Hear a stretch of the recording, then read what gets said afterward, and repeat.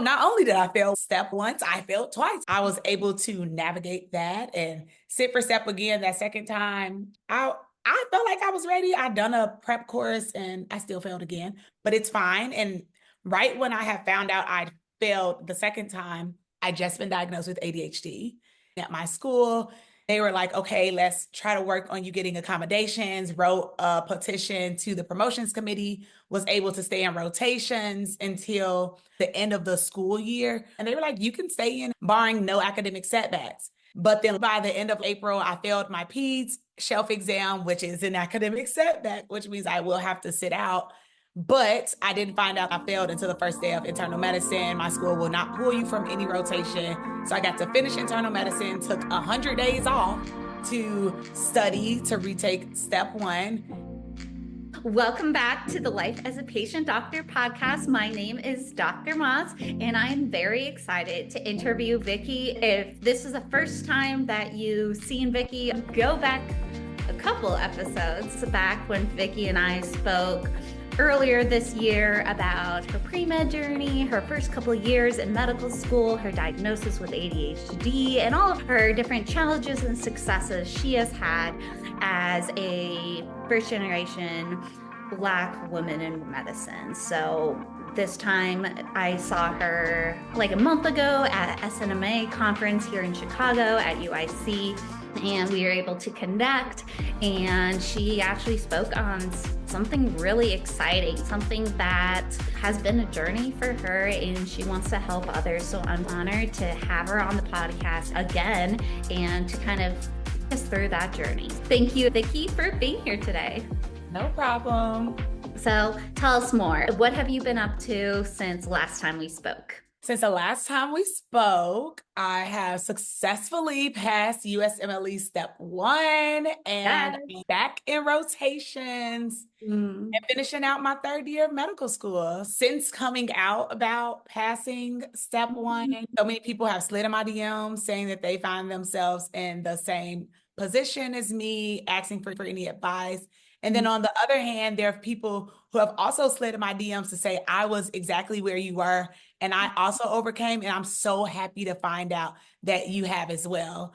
So it's just very inspiring, and I'm really doing all that I can to help people out because no gatekeeping. It's unacceptable, it's unnecessary, and there's just room for all of us to thrive and be successful. Oh, yes, I love that. And thank you for taking that leap and really being open about your challenges and just the fact that it's not the end of your career in medicine. I failed my step one, not once, but twice, but I was able to return to clinicals, and I think just like you, is that correct?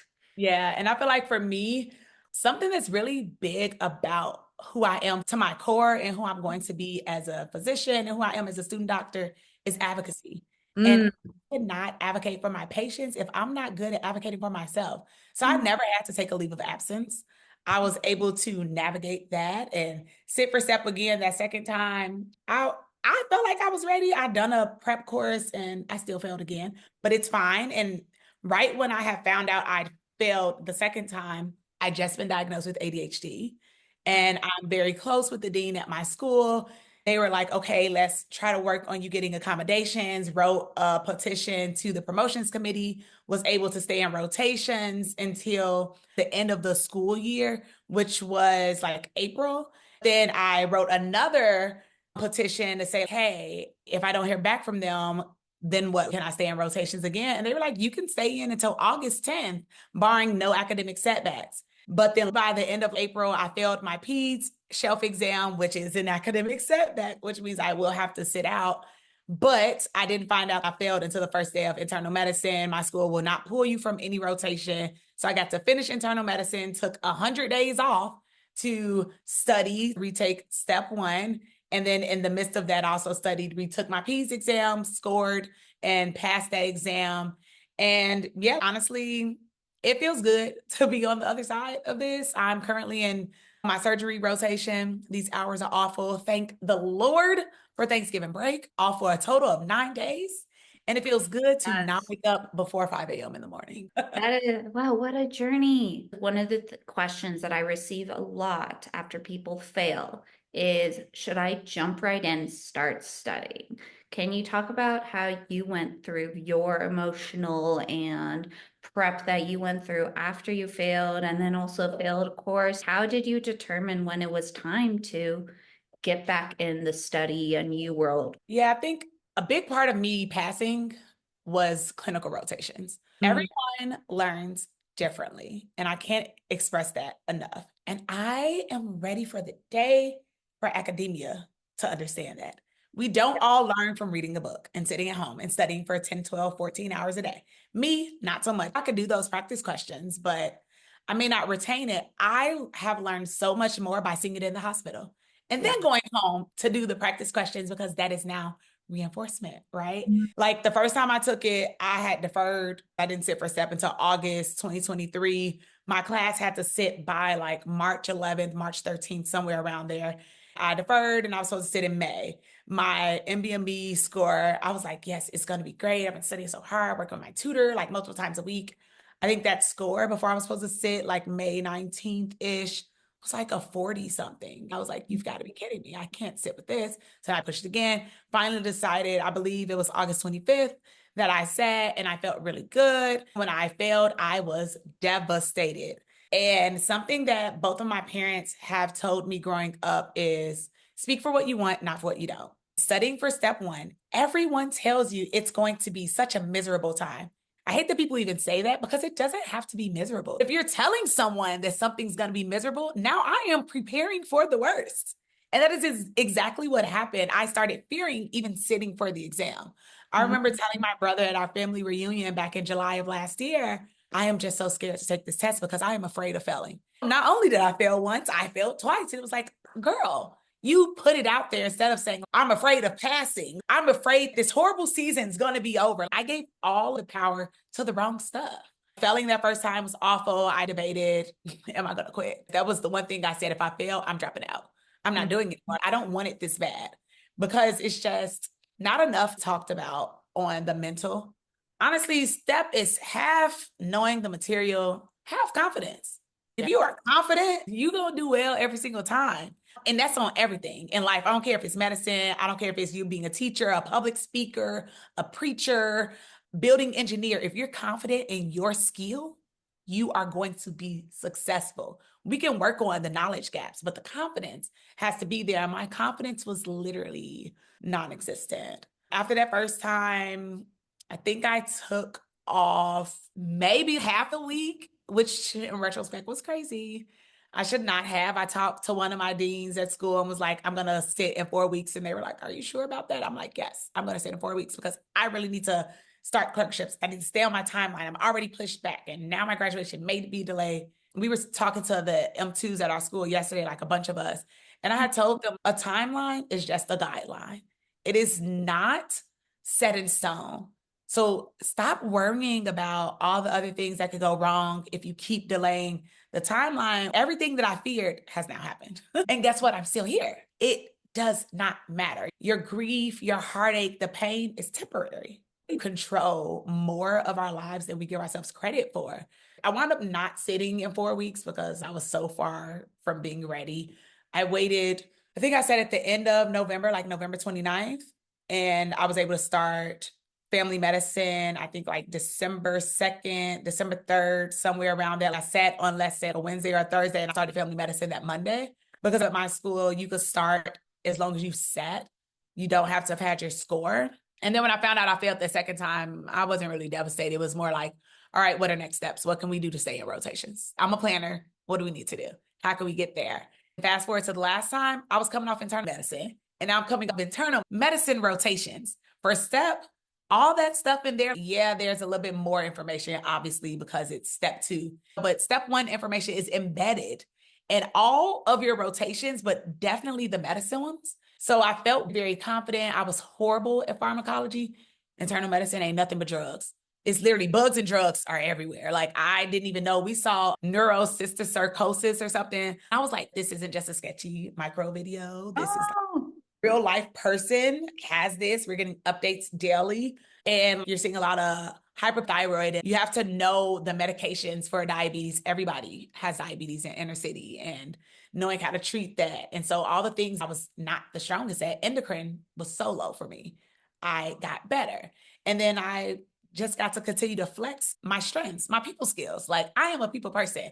The people love me. All my patients love me. I don't just walk in the room, take your history and leave. No, I'm genuinely concerned about you. Like, what's going on? How can I best serve you today?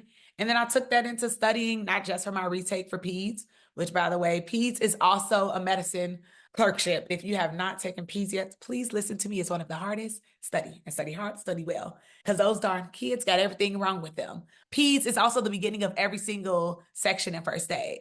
The congenital disorders, all that stuff is peds. So I was weak on that. And so going from taking the peds exam, after I took off a week and a half.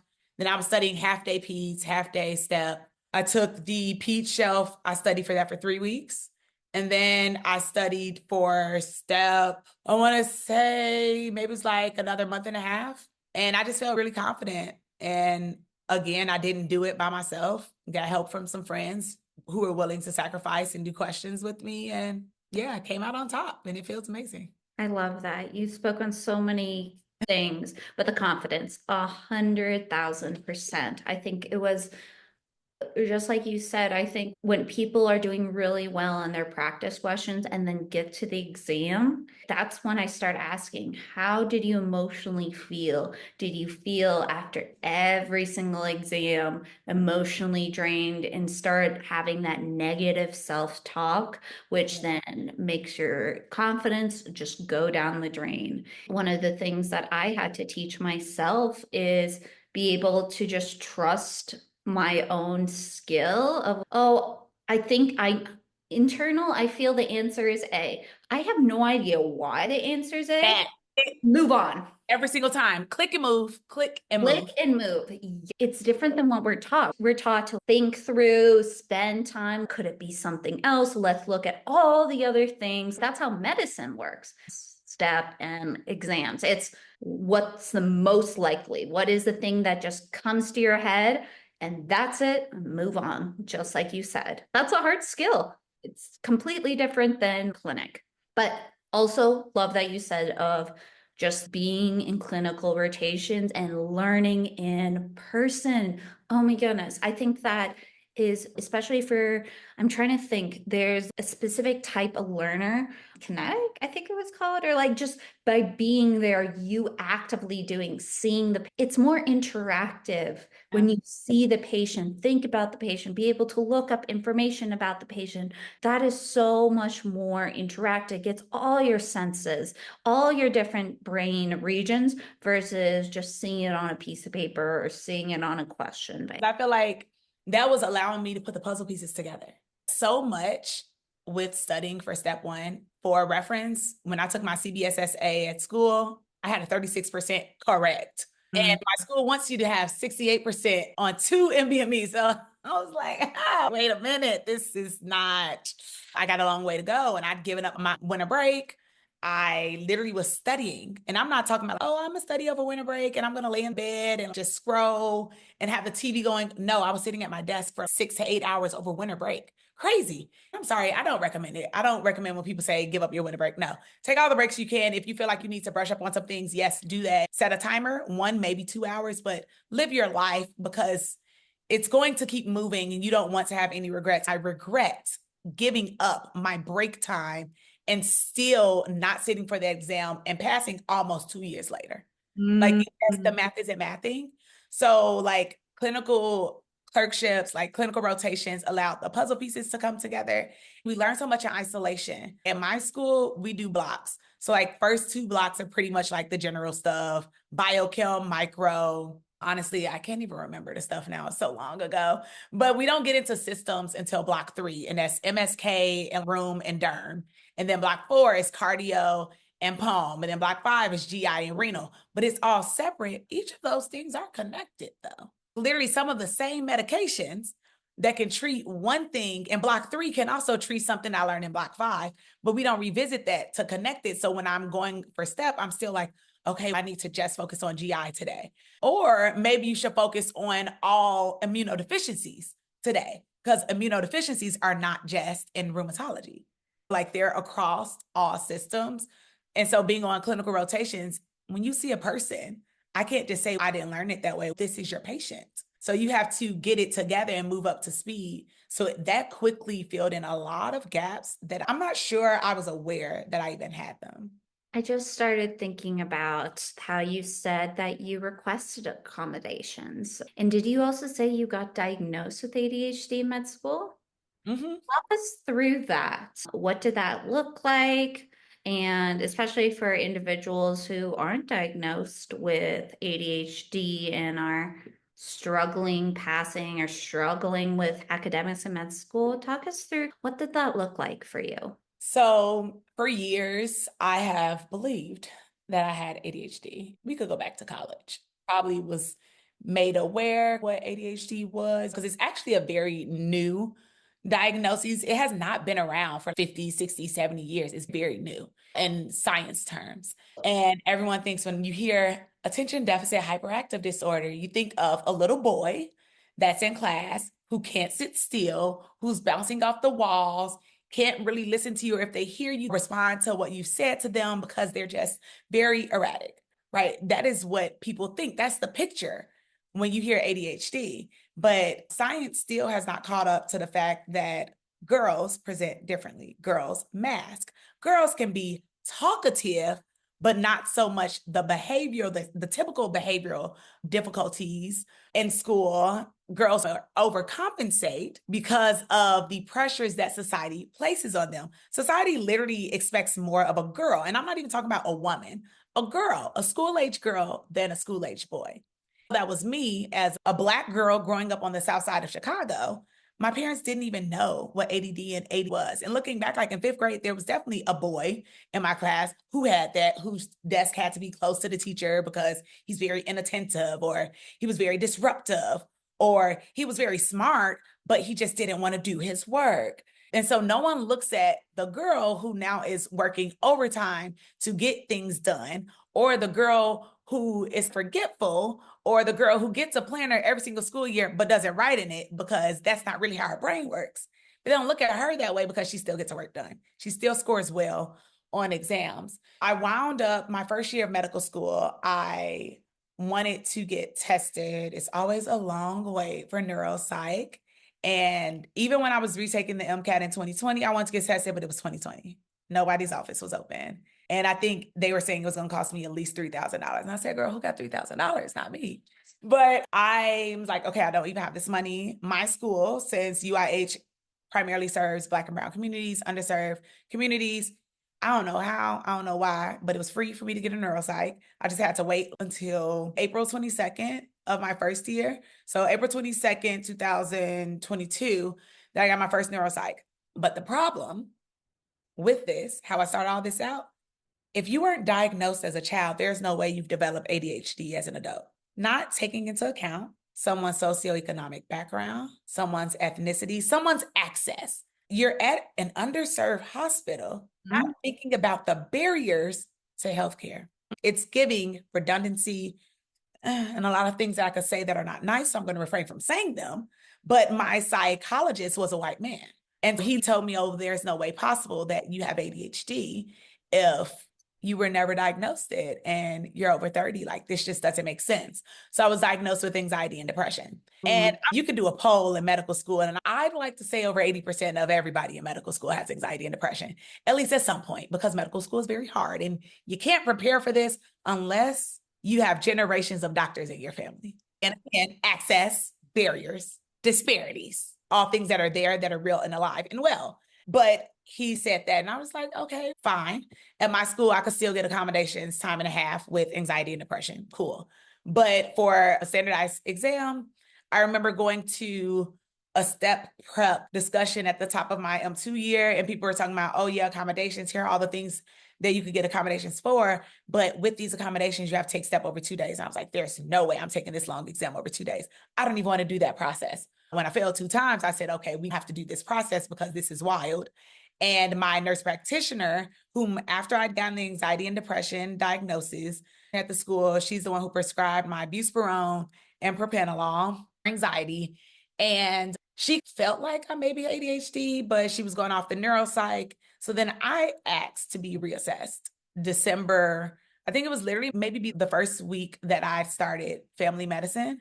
We went through this long 1 hour questionnaire. To put in context, the neuropsych is around 4 or 5 hours. She educated me a lot on what it looks like to have ADHD. She asked me distinctively some questions like, do you fidget a lot? When she was asking me that, I was literally fidgeting in my hair. So when she said, I was like, yeah, a little bit. She was like, oh no, I'm sorry. That was the next question. I wasn't even paying attention that you were currently fidgeting. And she was just very affirming, letting me know that it does present differently in boys and girls. Just because you're a woman now doesn't mean you didn't have it as a child. She talked to me a lot about masking and that overcompensating that I didn't even know I was doing. Like on my YouTube channel, Made It to Medicine, I do Study With Me Live often. I was never studying on the weekends. I needed that accountability.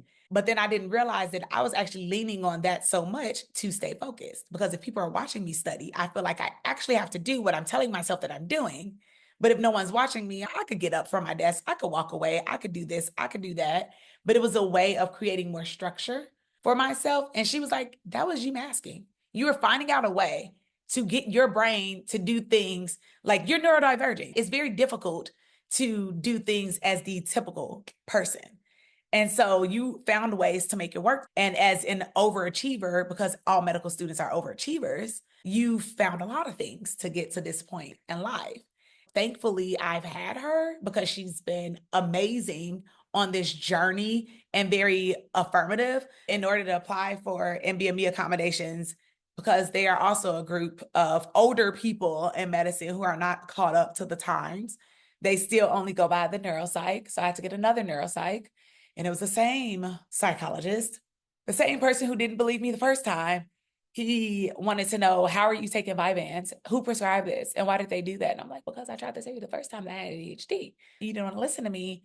And he begrudgingly agreed with the diagnosis. I worked with the Disability Resource Center at my school and compiled this 54-page document to submit to NBME for a time and a half. They did not give me time and a half. They only thought that I qualified for a time and a quarter.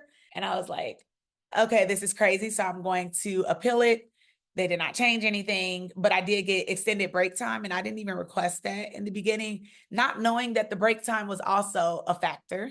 In the end, time and a quarter was enough for me, but that break time was crucial because I was able to, like the first 2 times on breaks, I literally had enough time to leave, go to the restroom, take a couple of sips, and maybe eat half an apple. And then I had to go right back because you get about 10 minutes between each section. But yeah, like I just advocated for myself, even in the spite of people who did not believe in me and didn't think that I had what I knew I had. I had to speak up for myself, as I want my future patients to do.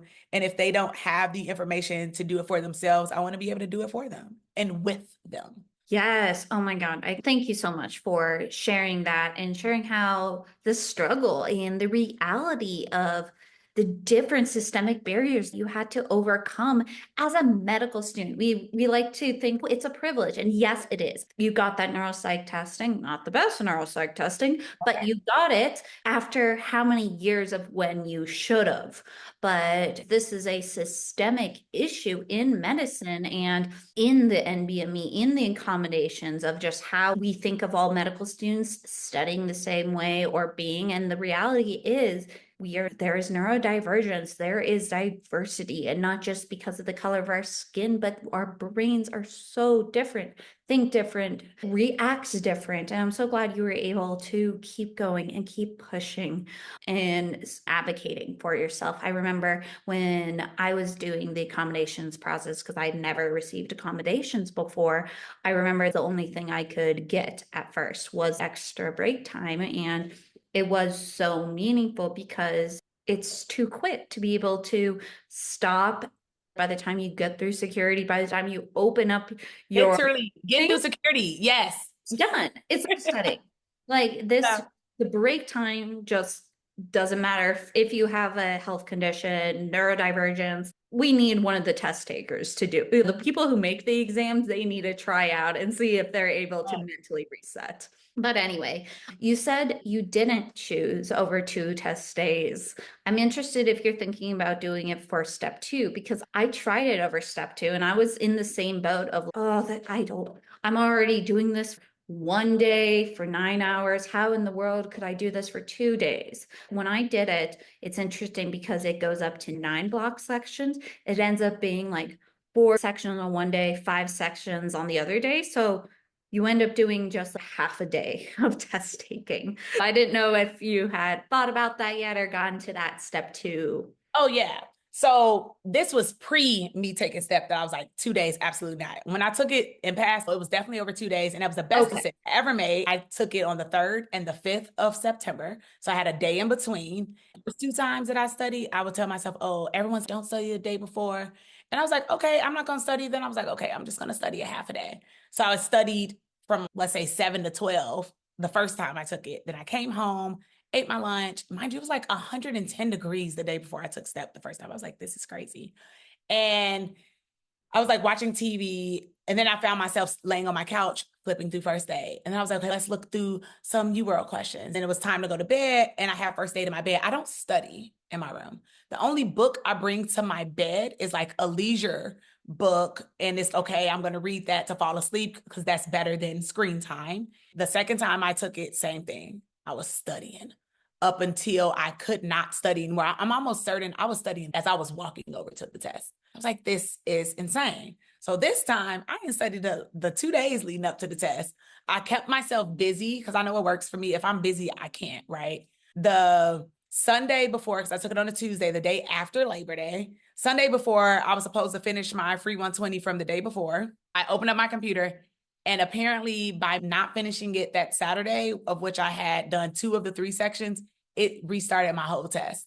And I said, I know you lying. That's a sign. I'm not redoing 80 questions I've already done. It's not happening. So I was like, guess we're not studying today.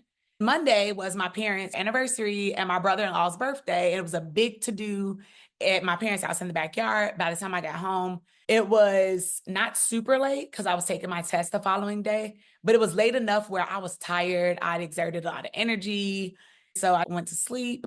And then Tuesday was the exam day. Felt good, did it, and I was out and about around 1:30, 2 o'clock. And I was like, this is crazy because it's pretty early. That Tuesday, I had lined up things to keep myself busy because I did not want to come home and study. That was my biggest fear. I don't want to psych myself out because after you take these tests, you start thinking of all the questions that, okay, I was 50-50 on this. Let me check this. Did I do this? And when I was checking those questions, I had gotten them right. And I was like, oh, I feel good. This is amazing. Wednesday, I went to brunch, went to the gym. By the time I got home, I was like, it's time for bed. I need to take a shower and I'm going to sleep. Like, no studying. And Thursday, when I took the second part of the exam, now during the break, every 50-50 question, I had gotten it wrong. And I was like, okay, what are we going to do? And it goes back to that negative self-talk you spoke of at the beginning. Stop looking up answers, Vickie. Just stop. Stop doing it. Whatever you chose is there. If you feel like there's something you really need to look up right now and you anticipate seeing it, look that up. But otherwise, use your breaks, read your book. I don't look at text messages. I don't do social media on exam days. I treat it like the MCAT where you can't touch your phone and it's in a sealed up bag. Step, you have access to everything. But I was like, actually, that was a good thing because looking at the material, you can get in your head. And I was like, no, we're going to go in there. Like, I had to just build myself up again. And I feel like I ended strong. And I think that day I was so tired. I just came home and sat on my floor because that's really my happy place. Came and sat on the floor for 3 hours and watched some TV. But for step 2, definitely applying for the accommodations again. We'll gladly take the exam over 2 days. It's much better than sitting over one day, one very long day. My attention span, clearly I have ADHD. Even with medication, it's fine. Like my attention is fine now, but I'm a morning girly. So the later we go in the day, it's not really the best for me in studying.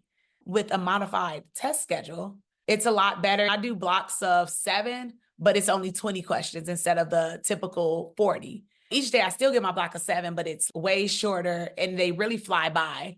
I typically would get tired around doing 20 questions in a block, but now that's all you really have to do. Yeah, I advocate for accommodations. If you feel like you can get them, you qualify for them, definitely apply. It doesn't hurt. You just have to start early because it takes so long time. Yeah, I know. It's literally been sitting on my computer for step 3, and I keep just eyeing it. I'm like, I know that I need to start 60 days at least in advance, but I just keep eyeing it, like pushing it off. But yes, once you just get it helps me like, okay, now I have 60 days at least to start studying, if it's step 1, step 2, or even like me, step 3, or if you're, I know something that I've been talking to some med students who have graduated and are for some reason couldn't apply to residency this year. They have that 1 year before they have to have to apply to residency. So it's something they're thinking about, like, should I spend the time doing step 3? And that's a good opportunity to start getting it before they get into their specialty. Because step 3 is, again, just like step 1 and step 2, over everything all over again. So now that you're looking back, what would you tell, or what do you recommend telling second year med students that are just starting off with this process of trying to plan out their step 1? Like dedicated time, especially after all your different avenues that you took while studying, while taking time off? What are some lessons that you've taken away? Number 1, and probably the most important thing, community. Community is so important, especially because everyone loves to stress, step, and dedicated being awful. Please don't do it by yourself. And that's even if you are not a group studier, study in a group, but study silently. Just being in a room physically with someone else, you don't know how much that's going to help you mentally to not just crumble, or to know that someone else is going through it. And even if you have a question, someone's right there, and you feel less of a burden if they're also studying and going through the same thing with you versus, oh, let me text somebody or call them, because you can see when they're about to take a break. Oh, hey, before you walk out to the restroom, can I ask you this question real fast? Community, number 1. Number 2, do not stop doing the things that you enjoy. I deprived myself of everything. I thought I did not deserve nice things. I had that guilt that most medical students have about, if I'm not studying, I'm doing it wrong. No, you're doing it right, because your brain needs to rest. Your brain needs, the neuroplasticness of the brain to bring all the information together. It needs time to store it into, from working to long-term memory. And if you don't have that, just constantly go, your brain is getting fatigued just like your body is getting fatigued. You need to sleep for rest, give your brain that same opportunity. And then number 3, be honest with yourself. It feels so good to work on the things that you're good at, because you love to see those 80s and 90s, not even the 70s, the 65s. It feels good. But do not ignore your weaknesses. Arguably, spend more time there, because that's the only way you're going to get stronger. I'm not saying completely avoid your strengths, because you do need to revisit them from time to time so they can stay strong, but they don't need as much of your attention as the weaknesses. So don't lie to yourself. And in the number 2 of still do things that you enjoy, please exercise. Get your physical fitness in. You're going to need those endorphins. If you don't physically want to go to the gym, go for a walk. Get up and walk your body. Sitting down at a desk and studying all day long is not good for your physical health. Your posture over time is going to be ugly, and you're going to mess around and have to attend all these different doctor's appointments to get physical assistance because you have not been treating your body well. And with that, also eat well, please. It's so easy to sit at that desk and eat chips. Doritos is my comfort food. I do not buy Doritos. I can sit right here and eat a family-sized bag in one day. So instead, I bought a lot of fruit. Because if I'm going to be sitting down, let me eat these grapes. Let me cut this apple. Let me eat these strawberries. Let me make a smoothie. Treat your body well. So community, don't stop doing the things you enjoy. And with that is physical fitness, any type of move your body, move around, do some stretching, do some yoga, do some Pilates, and focus on those weaknesses. Like, you got it. It does not have to be the worst time of your life. I promise you, it doesn't. Because one would have thought, me sitting for it for a third time, that to me, that sounds awful. It sounds very demoralizing. It sounds very draining. And it sounds like, woe is me. How did I get here? Not just once, but again, how are we here again after a long deferral, failing, on the verge of failing again if we're in this position and you can only sit for STEP a total of 4 times before this is no longer an option. And so I had all those pressures, but I did it differently. I literally had a strict cutoff. I did not study more than 8 hours a day. I was exercising 4 to 5 times a week. I was going home every single Sunday to see my parents. I lived 25 minutes from where I grew up. And summer 2023, I went months without seeing my father, which is awful. And then after I'd failed, 2.5 weeks later, my father had a stroke. That put everything into perspective for me that family means more than any of this. It makes no sense. I'm not 2,500 miles away. I'm not even 25 miles away from where I grew up, like 25 minutes. So set those hard and healthy boundaries so that you can fill yourself up while you're trying to advance academically. I promise you, you won't regret it. Like literally came out on top and I did everything differently. If it's not working, drop it. If it is, stick with it, even though you don't like doing it. But if you see that progress, keep it up. And I promise, like you're going to get there. This too shall pass. Beautiful. Thank you for those words of wisdom and things that are so important, not just for STEP, but being able to continue those strategies when you're in med school, when you're in residency, and as an attending. These are strategies that connect all throughout your entire career. This is how we prevent burnout. And developing worse mental health is by, like you said, connecting with the community, connecting with individuals who are supportive, whether that's your friends, your family, doing things that you love that bring you joy and get that dopamine in your system. I love what you said of recognizing that we're in medicine. We know what's good for us. We know what our body needs. We know we need protein, we need fruits, we need vegetables. It's good to have a little treat, but at the same time, we have to nourish our body to be able to nourish our brain so we can still be there for others. Thank you so much for sharing that. Those are all super important habits that you're forming that will help you on the rest of your future career. So thank you, Vickie, for being here and for sharing what a challenging experience it is going through academic failure, going through failure STEP, going and struggling with the healthcare system when they don't agree with or aren't supportive of you, for sharing how you were able to advocate for yourself to be able to find what would be most helpful for you. Thank you so much for sharing all those ups and downs, that you are not alone. I went through those, and there are so many other medical students and people that have had similar journeys. And I hope if you're listening to this has helped you and will help you keep pushing to motivate and keep believing in yourself. Vickie, of course, you mentioned your YouTube channel, so please, how can we keep supporting you and following you and being in community with you? Of course, you can follow me on YouTube at Made It to Medicine. And then on Instagram, same thing, Made It to Medicine. On Twitter, it's medicine_made. TikTok, Made It to Medicine. So basically, hit your girl up on all those different platforms. Also, Facebook, Made It to Medicine. I'm very honest and open about my journey. There's more than one route that you can take to get to any destination. I don't care what your end goal is. My journey is going to look different than yours, and that's okay. It doesn't mean that mine's right, yours is wrong, or vice versa. But is important to find the people who are doing something similar to you, create that community. And yeah, my DMs are always open, and I wish all of y'all the best of luck in everything that you do.